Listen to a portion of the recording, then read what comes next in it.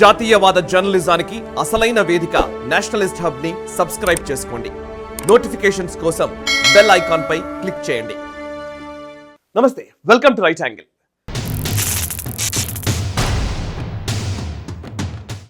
గెలవలేని ఎన్నిక ఉండదు. ఓడించ సాధ్యపడని ప్రత్యర్థి అసలే ఉండడు. ప్రాతిపదికలు, సమీకరణల పేరిట పోలింగ్కు ముందే ఓటమిని ఒప్పుకోకూడదు. ఓటరు అనేవి ఉద్వేగాలు దట్టించిన క్రీడా మైదానంలో కేరింతల్లాంటివి. పోటీదారుల సమర్థతను మించి ప్రాంగణంలోని ప్రేక్షకులు బరిలో తలపడుతున్న ఆటగాళ్లలో ఎవరి పేరును ఎక్కువగా ఉచ్చాటన చేస్తారో వారినే అంతిమ విజయం వరిస్తుంది అంటాడు జోసెఫ్ నాపోలిటన్. జోసెఫ్ నాపోలిటన్ 1968 అమెరికా అధ్యక్ష ఎన్నికల్లో ప్రచార బాధ్యుడిగా వ్యవహరించారు. ఎన్నికల వ్యూహాల గురించి ఆసక్తికరమైన పరిశీలనలు చేశారు. The election game and how to win it శీర్షికన ఎన్నికల విజయ సోపానాల గురించి 1972లో తన అనుభవాన్ని రంగరించి పుస్తకం కూడా రాశారు. వర్తమాన భారతదేశ చరిత్రలో 2014 నుంచి 2024 మధ్య ఈ 10 ఏళ్ల కాలానికి చాలా ప్రత్యేకతలున్నాయి. గడచిన దశాబ్ద కాలంలో అధికారంలో ఉన్న బీజేపీ అనుసరించిన, అమలు చేసిన వ్యూహం, ఎత్తుగడల గురించి, అది సాధించిన విజయాలు, ఎదుర్కొన్న పరాజయాల గురించి ఒక అద్భుతమైన పుస్తకాన్నే రాయవచ్చు. దేశ రాజకీయాలను, అందులో బీజేపీ చొచ్చుకు వచ్చిన తీరును, తన పరిధిని విశాలం చేసుకునే క్రమంలో ప్రత్యర్థులను కలవరపాటుకు గురి చేసిన ఉదంతాలను కేవలం ఎన్నికల ఆధారంగా విశ్లేషిస్తే విస్తుపోయే ప్రహేళికలు మన మెదడుకు మేత వేస్తాయి. భవిష్యత్ చిత్రాలు అనేకం మన కళ్ల ముందు తచ్చాడతాయి. లెక్కకు మించిన ఉత్కంఠభరిత సన్నివేశాలు, చకితుల్ని చేసే ఎన్నికల ప్రాంగణాల నిర్మాణ శైలి అమోఘము, అపూర్వం కూడా. రాబోయే సార్వత్రిక ఎన్నికల్లో సైతం బీజేపీ విభిన్న వ్యూహాలను, అందుకు తగిన ఎత్తుగడలను అనుసరించనుంది. మిషన్ 400తో పాటు బీజేపీ ఇప్పటి వరకు గెలవని స్థానాలను ఎంచుకొని మరీ బరిలోకి దిగాలని నిర్ణయించుకుంది.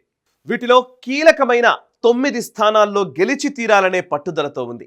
ఈ 9 స్థానాలను ప్రత్యేకంగా ఎంపిక చేసుకోవడానికి అనేక చారిత్రక, రాజకీయ కారణాలున్నాయి. మహారాష్ట్రలోని ఔరంగాబాద్, సతారా, రామ్టెక్, తెలంగాణలోని హైదరాబాద్, మల్కాజ్గిరి, మధ్యప్రదేశ్లోని చింద్వారా, జమ్మూ కాశ్మీర్లోని శ్రీనగర్, పశ్చిమ బెంగాల్లో కలకత్తా దక్షిణ్, ఒడిశాలోని పూరీ స్థానాలపై బీజేపీ ప్రత్యేకంగా దృష్టి సారించింది.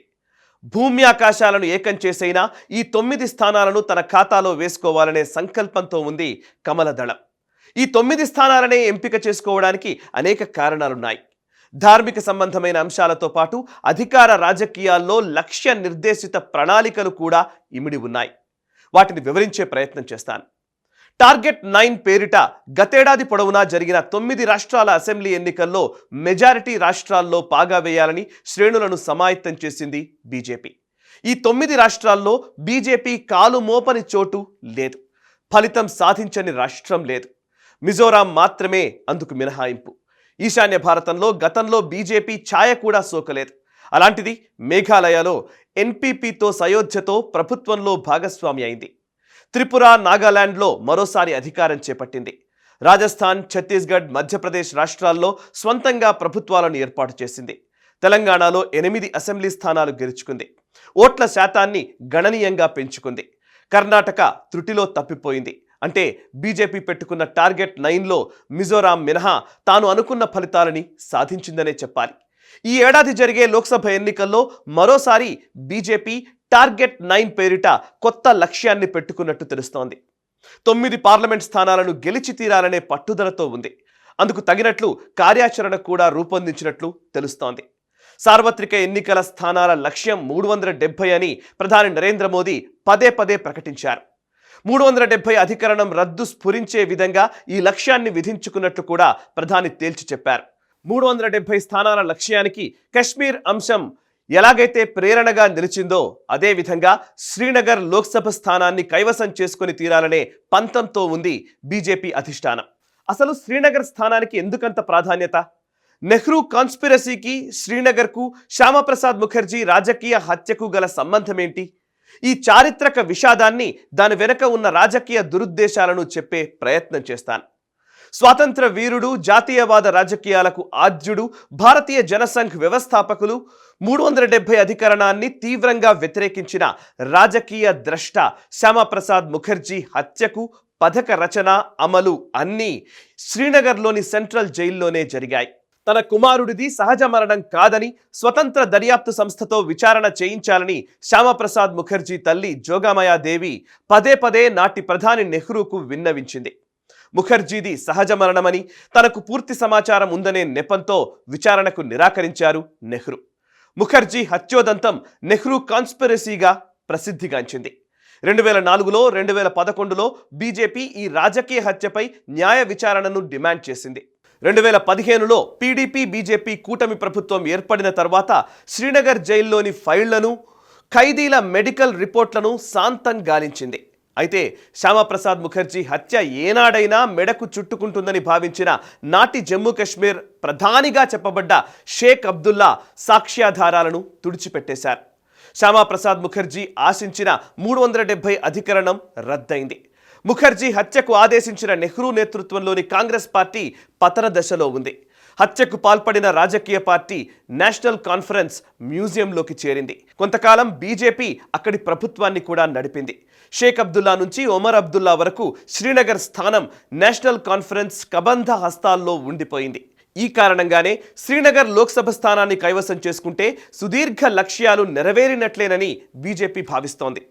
ఇది శ్రీనగర్ టార్గెట్ వెనుక ఉన్న చారిత్రక రాజకీయ నేపథ్యం. ఇక పశ్చిమ బెంగాల్లోని కలకత్తా దక్షిణ లోక్సభ స్థానానికి శ్యామాప్రసాద్ ముఖర్జీకి కూడా అవినాభావ సంబంధం ఉంది.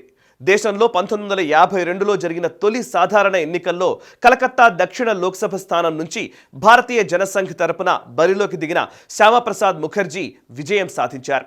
గెలిచిన ఏడాదికే హత్యకు గురయ్యారు. ఆ తర్వాత 1957 నుంచి నేటి వరకు కలకత్తా దక్షిణ నియోజకవర్గంలో సిపిఎం, కాంగ్రెస్, తృణమూల్ కాంగ్రెస్ పార్టీలు విజయం సాధిస్తూ వస్తున్నాయి. 2014, 2019 సాధారణ ఎన్నికల్లో ఈ నియోజకవర్గంలో బీజేపీ రెండో స్థానంలో నిలిచింది. 2019లో తృణమూల్ అభ్యర్థికి 5,73,000 ఓట్లు వస్తే బీజేపీ అభ్యర్థి చంద్రకుమార్ బోస్కు 4,17,000 పైచిలుకు ఓట్లు వచ్చాయి. దీంతో రాబోయే ఎన్నికల్లో కలకత్తా దక్షిణ నియోజకవర్గం బీజేపీ వశం కావడం తథ్యంగా భావిస్తోంది భారతీయ జనతా పార్టీ. ఇక మరోవైపు మహారాష్ట్రలోని సతారా, ఔరంగాబాద్, రామ్టెక్ లోక్సభ సెగ్మెంట్లు బీజేపీ టార్గెట్ కావడం వెనుక చాలా ఆసక్తికరమైన చారిత్రక కారణాలున్నాయి.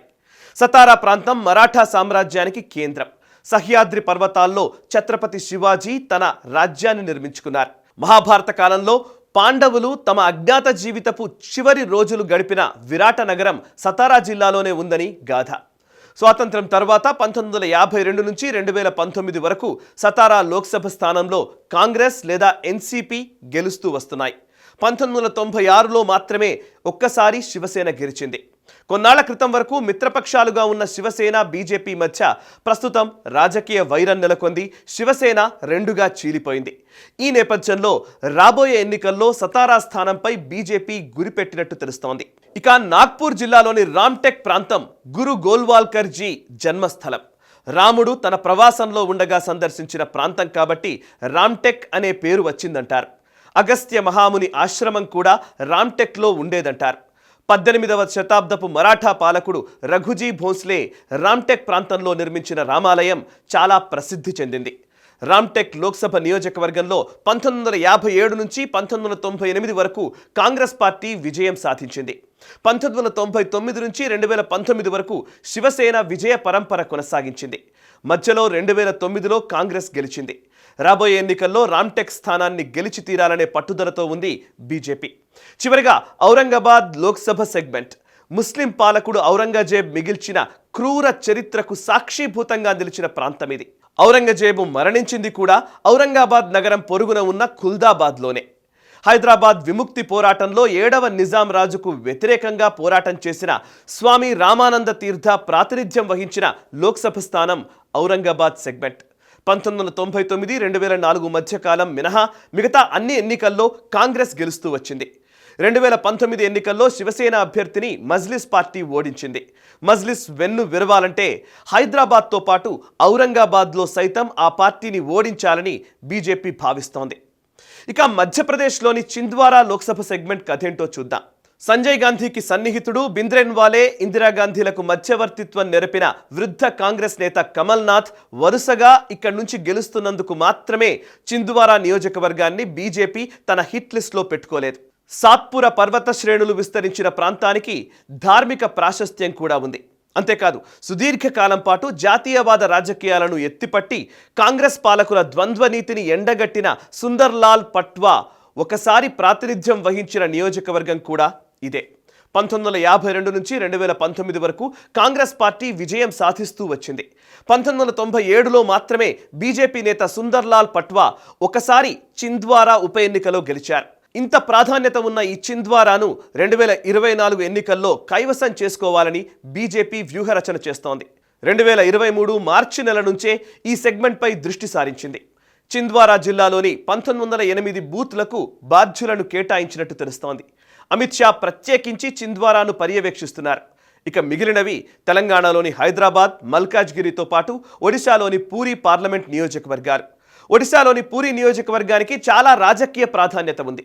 కేవలం ఒడిశాలోనే కాదు, దేశ రాజకీయాలను ప్రభావితం చేసిన నేతలు అనేక మంది పూరీ లోక్సభ సెగ్మెంట్కు ప్రాతినిధ్యం వహిస్తూ వచ్చారు. కాంగ్రెస్, కమ్యూనిస్టులు, సోషలిస్టులు, జనతాదళ్, బిజు జనతాదళ్కు చెందిన వారు 1952 నుంచి విజయం సాధిస్తూ వస్తున్నారు. 2014లో 3వ స్థానానికి పరిమితమైన బీజేపీ 2019 ఎన్నికల్లో ప్రధాన ప్రత్యర్థిగా మారి 2వ స్థానానికి చేరింది.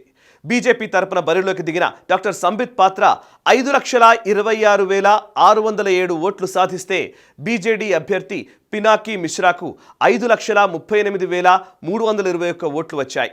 కేవలం 11,714 ఓట్ల మెజారిటీతో బిజు జనతాదళ్ అభ్యర్థి గెలుపొందారు. 2024 ఎన్నికల్లో పూరీ స్థానాన్ని గెలిచేందుకు పకడ్బందీ ప్రణాళిక రచిస్తోంది బీజేపీ. తెలంగాణలోని మల్కాజ్గిరి నియోజకవర్గం దేశంలోనే అతిపెద్ద నియోజకవర్గం. అనేక రాష్ట్రాల ప్రజలు నివసిస్తున్న ప్రాంతం. అత్యధిక ఓట్లున్న సెగ్మెంట్. టీడీపీ బలంగా ఉన్న రోజుల్లో ఆ పార్టీ చేతిలో లేదా కాంగ్రెస్ ప్రాబల్యంలో ఉన్న నియోజకవర్గం ఇది. 2019 సార్వత్రిక ఎన్నికల్లో 3 లక్షలకు పైగా ఓట్లను బీజేపీ సొంతం చేసుకున్నది. రాబోయే ఎన్నికల్లో మల్కాజ్గిరి స్థానాన్ని కైవసం చేసుకోవడాన్ని ప్రతిష్టాత్మకంగా తీసుకున్న బీజేపీ అందుకు అనుగుణంగానే పావులు కదుపుతున్నట్టు తెలుస్తోంది. ఇక చివరిగా హైదరాబాద్ లోక్సభ నియోజకవర్గం. హైదరాబాద్ సెగ్మెంట్ కేవలం ఒకానొక పార్లమెంట్ స్థానం మాత్రమే కాదు, అస్దుద్దీన్ ఓవైసీ కాలర్ ఎగరవేయడానికి, పార్లమెంట్ వేదికగా ప్రధాని మోదీపై వ్యంగ్యాస్త్రాలు విసరడానికి కారణమవుతోన్న నియోజకవర్గం కూడా. హైదరాబాద్ స్థానంలో ఓవైసీని ఓడిస్తే మొత్తంగా మజ్లిస్ నడ్డి విరిచినట్లేనని బీజేపీ భావిస్తోంది. అందుకే ఎట్టి పరిస్థితుల్లోనైనా హైదరాబాద్ స్థానంలో గెలిచి భాగ్యనగరంగా పరివర్తన చేసి తీరాలనే లక్ష్యంతో ఉంది బీజేపీ. ఇది బీజేపీ టార్గెట్ 9 వెనుక ఉన్న వ్యూహాత్మక ఉద్దేశం. ఈ వీడియో నచ్చితే లైక్ చేయండి, 10 మందికి షేర్ చేయండి. మీ కమెంట్స్ ద్వారా మీ అభిప్రాయాలు మాతో పంచుకోండి. మనసా వాచా కర్మణ దేశహితం కోసం పరితపించే నేషనలిస్ట్ హబ్ గ్రూప్ ఆఫ్ ఛానల్స్ని సబ్స్క్రైబ్ చేసుకొని జాతీయవాద జర్నలిజాన్ని ప్రోత్సహించండి. Thank you very much. ఈ వీడియో మీకు నచ్చినట్టయితే లైక్ చేయండి, 10 మందికి షేర్ చేయండి. అలాగే కామెంట్ల రూపంలో మీ అభిప్రాయాలను మాతో పంచుకోండి. Nationalist hub group of channels ను సబ్స్క్రైబ్ చేసుకుని తెలుగునాట జాతీయవాద జర్నలిజాన్ని ప్రోత్సహించండి. ఈ వీడియో కింద ఉన్న బెల్ ఐకాన్ పై క్లిక్ చేయడం మర్చిపోవద్దు.